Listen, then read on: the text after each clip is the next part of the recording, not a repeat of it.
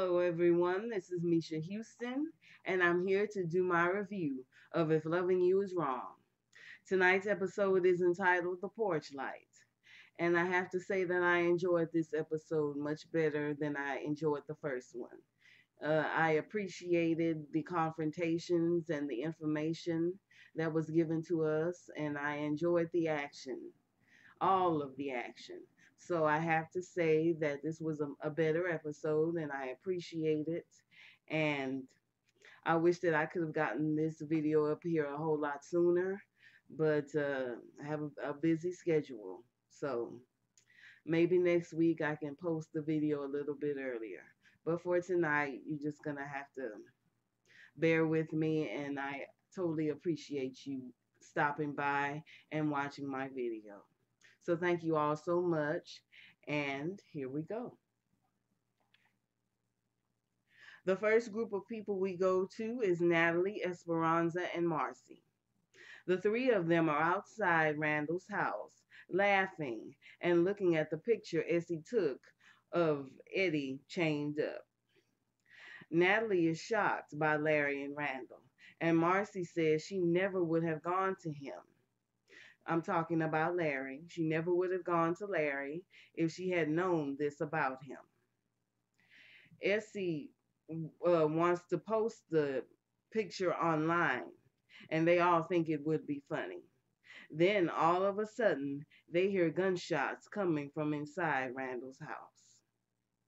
Now, the next group we go to is Lushion, Eddie, Randall, and Larry. Eddie starts shooting at Larry and Randall. Lucien wrestles with and hits Eddie, saying that, asking him, "Are you crazy?" Eddie says, "You know damn well I am." Larry and Randall are startled by Eddie's actions. They say that he is a wild one and that he is deranged.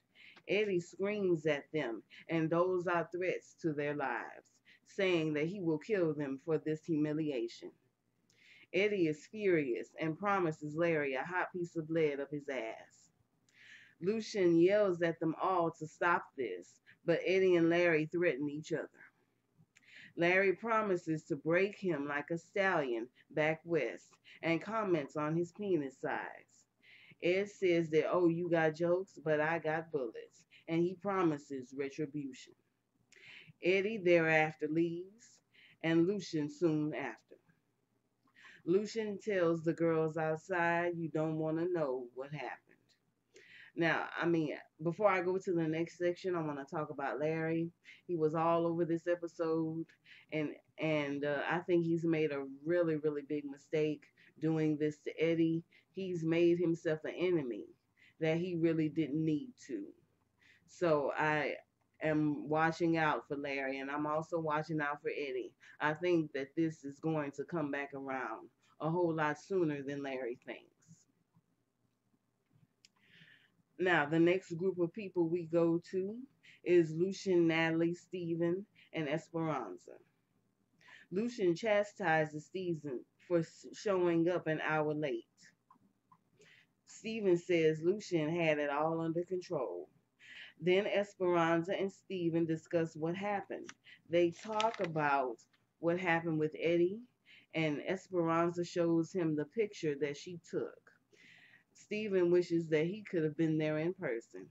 He tells her that news of this is all over the station, and that pleases Esperanza greatly. Esperanza says she's got to go. She plays coy and then tells him to leave as well. Stephen wants to come over, but Esperanza refuses, saying that it is almost midnight. Stephen thinks that there is no better time. He asks her repeatedly, but she says no. Stephen says, "I'll drive by, and if the porch light is on, he'll know that she is ready."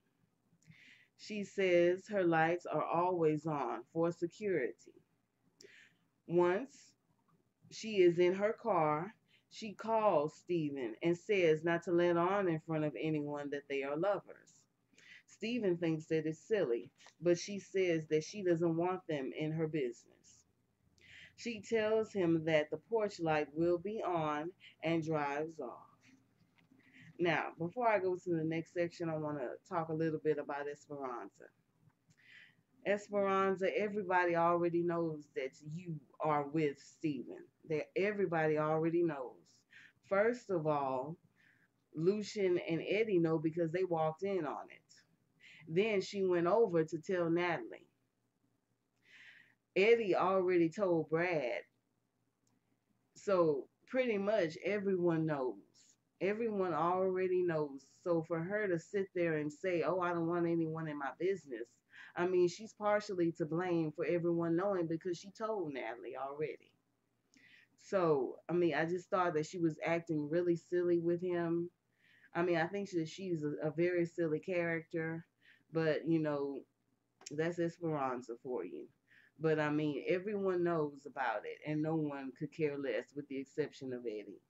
So, I mean, she's playing, I mean, it's just ridiculous. It was really, really stupid. I think it was faulty writing as well. So, I mean, but, that's how we roll on this show. Now, the next group of people we go to is Lucien, Ian, Kelly, and Natalie.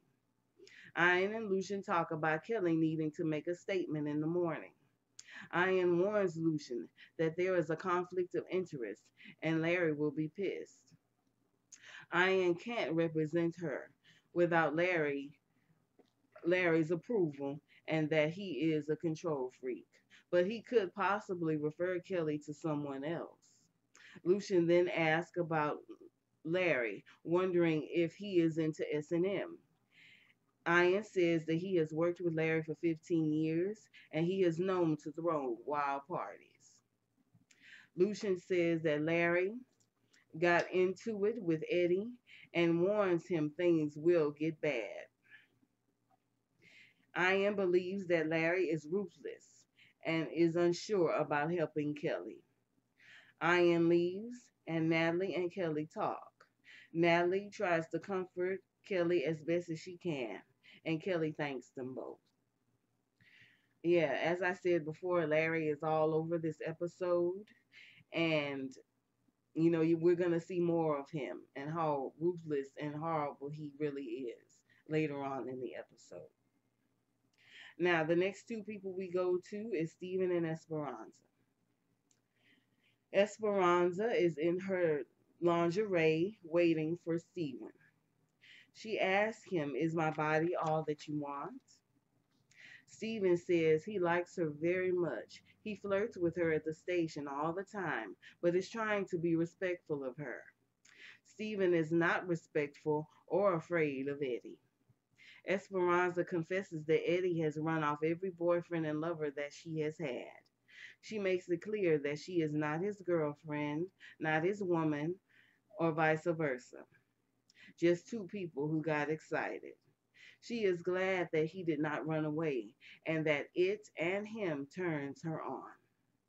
She orders him to remove his clothes slowly. She quiets him, tells him how things are going to be, orders him on his knees, and she starts moaning. Now, the next two people we go to is Brad and Alex. The vibe is cold between those two. Brad is in the kitchen reading the newspaper when Alex comes down the stairs. Brad got the kids off to school and made them breakfast without even waking her. She asks why, and he says that he saw no point in doing so. She asks for a hug and a kiss, which he gives her, but even she can see that it is a forced thing. Alex again tells him that she did not go over to Randall's house when he was away, and she wants him to believe her. Brad says if you didn't go over there, okay. She asked for breakfast, but he didn't make her any. He says that he wants to go outside and wait for Marcy to bring his car. Alex asks, don't you want to wait inside with me? Brad is sick of the jealousy act and wants no part of it. He is trying to get past this, but it is not an easy thing. She understands, he thanks her, and he leaves. It seems to me that Brad is getting tired of Alex, and in my opinion, he never really should have went back to her. She really messed up. She really messed up when she threatened Marcy. That I think that was, the straw that broke the camel's back. I mean, he really has true feelings for Marcy, and he really, sympathizes with her and understands her. He said that he even loved her. And even though he went back to Alex, he hasn't forgotten about Marcy at all. I think, he may make a run at getting back with Marcy later on in the season, and I am totally here for it. As I said before, he never should have went back to Alex, in my opinion. Now, the next two people we go to is Esperanza and Stephen. She wakes him up and tells him to leave. As he is getting dressed, he tells her how good they both are. She says that he is okay, but she has had better. He knows that he is lying by how she is smiling. She denies it, but he says that he has a trained eye. She tells him to hurry up. She doesn't want her daughter to know that he was ever there. She says her daughter comes first, and she is trying to keep her away from all of this madness. Esperanza tells her that Mika is with her grandmother. Stephen asks if the porch light will be on tonight. She tells him to shut up and laughs. Stephen asks, I thought that the porch light was on every night. She answers, not for you. Esperanza says that her daughter will be coming back today, and that's the way she wants it because she is in control. Stephen notes that control is very important to Esperanza, and her response is that she's dealt with a sociopath like Eddie, so control in a relationship is important. Stephen drops the idea of coming when Mika is asleep and leaving before she wakes up. She notes that he has done this before, and he says he has once or twice. She likes his experience and says that she will let him know when she is ready to be with him again. He wants a kiss before he leaves, but she says no and ushers him out the door. Now, let me say one more thing about Esperanza and Stephen. They had three scenes tonight. I just think that this whole situation stems mainly from Eddie. Her feelings for Eddie more than her attraction to Stephen. Stephen, in my opinion, is just a poor man's version of Eddie. I think she is, turned on by Eddie being in some sort of, desperate situation.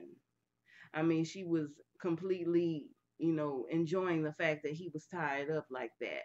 And I think, the whole situation with them two sleeping together just stems from Stephen. I think she's in love with him, but she doesn't like it. So I think she's using Stephen as a substitute. I think Stephen is just an Eddie that she can control. But hey, that's just my opinion. The next group of people we go to is Marcy, Ian, Larry, and Randall. Ian calls Marcy on the status of the house. He would like to close as early as possible, maybe as soon as this week, with no financing needed.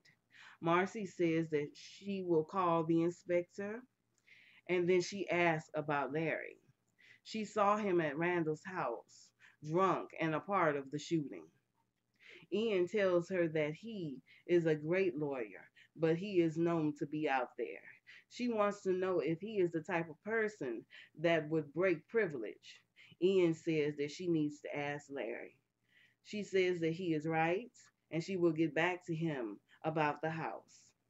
Then Marcy calls Larry, saying, You told Randall I was pregnant, but apparently it was Randall who picked up the phone, and he is whining to her about her being pregnant with Brad's baby. He can't believe that she would take it this far. I mean, it's like he's forgotten that he was the one who started this mess in the first place. He starts to lay a curse on Marcy's baby, saying that you'll never be able to carry to term, and she hangs up, in his face. Then Randall picks up a bucket of water and throws it onto a sleeping Larry, and he orders him out of his house. He knows Larry is lying and that Marcy is truly pregnant. Larry leaves immediately after Randall gets in his face. In his car, Larry calls Marcy, yet he doesn't admit that he told Randall that she was pregnant. She knows that he's lying. She wonders what kind of person and what kind of friend he is, and she fires him. Larry drives off. Now, the next two people we go to is Randall and Brad. Randall versus Brad. And in my opinion, one of the best scenes of the night. You can really feel the intensity with those two characters. Randall comes over to harass Brad about Marcy being pregnant with his baby. Brad lets him think that the baby is his. Brad thinks that it was Alex that told Randall, and Randall, has no problem letting Brad think that. Randall says Alex told him about the pregnancy and that Alex wants him back. Randall says he didn't know about the affair the last time, but he wants him to know it now. He also, brings, up a situation about Marcy, having to pick Brad up. And Brad truly believes that Randall put sugar in her gas tank. Brad has grown tired of him and brings up him falling off the ladder. He asks Randall, "Aren't you tired of this yet?" Randall declares that he is not done with this, by far not done with any of it, and walks off. And as I said before, it was a really, really intense scene. You can really feel like it's gonna come to a head with these two characters, and I personally can't wait. I hope Brad, beats him up again. Now, the next group of people we go to is Natalie, Lucien, and Kelly. Natalie wakes up and she did not sleep well, nor did she sleep long. She only went to bed about 4 a.m. Kelly didn't sleep at all. Lucien says that he will take Kelly to the police station for a statement. Natalie wants to make some coffee for her before she leaves and gets the kids ready for school. Lucien says that he already got the kids, to school a few hours ago. Natalie asks about Justice knowing, and Lucien says that he knows nothing about it. Natalie wonders if Kelly will get off from this. Lucien replies, if Ian was handling the case, she could be, but there is a conflict of interest keeping him from representing Kelly. His firm represents Travis's family, and he is not sure if he could take the case.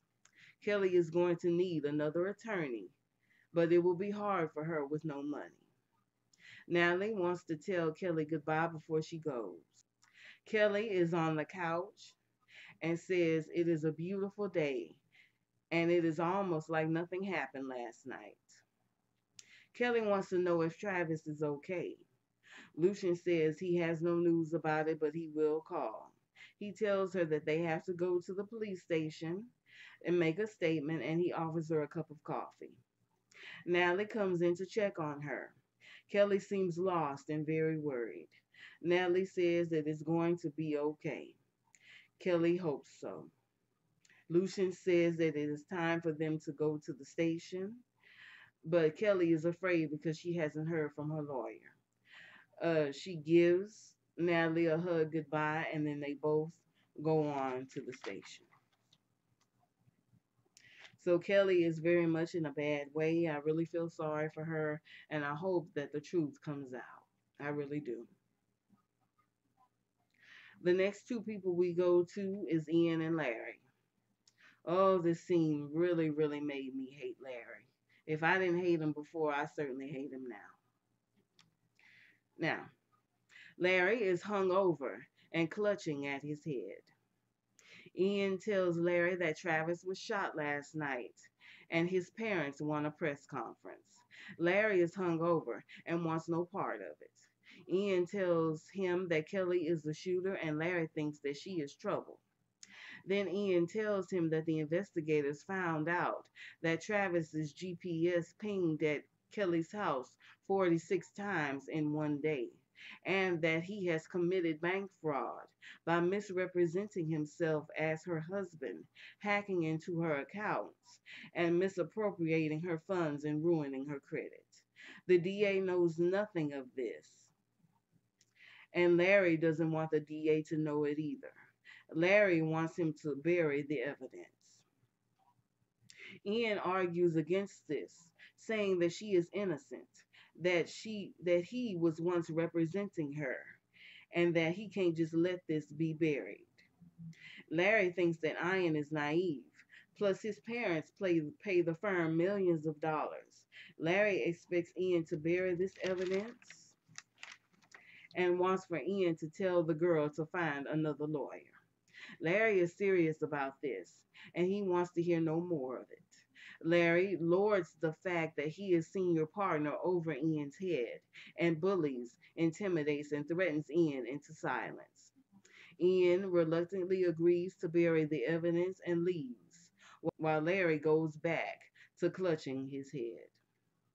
And this is the scene that really had me rooting for Eddie.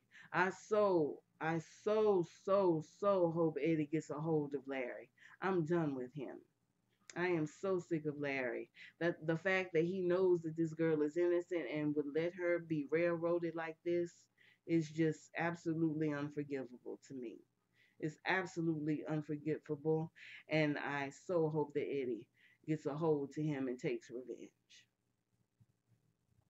Now, the last group of people we go to and the last scene of the night belongs to Lucien, Kelly, and an investigator. Kelly is taken into another interrogation room and she is freaking out. Lucien tells her to breathe and relax and sit down. She asks about Ian, and Lucien says that he will call him.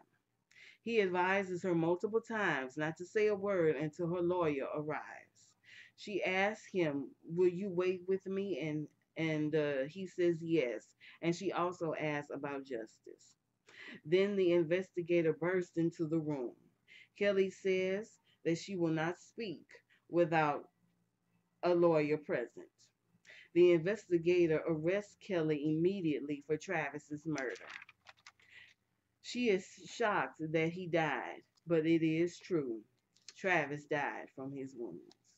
And that's where the episode ends. Thank you so much for watching my video. And if you like my video, make sure you like, comment, share, and subscribe. And I will be back with next week's episode. The episode will be entitled The Papers. And I'm thinking that it has something to do with the divorce papers. I really, really hope that Randall signs the papers and let Marcy go. My MVP of the night is Eddie because he just went crazy on Larry and Randall, and I'm so here for that. I am completely and totally down for it. So for that, Eddie is my MVP. Thank you so much for watching my video, and make sure you come back next week. Enjoy your life as I do, and have a wonderful, wonderful day. Thank you so much.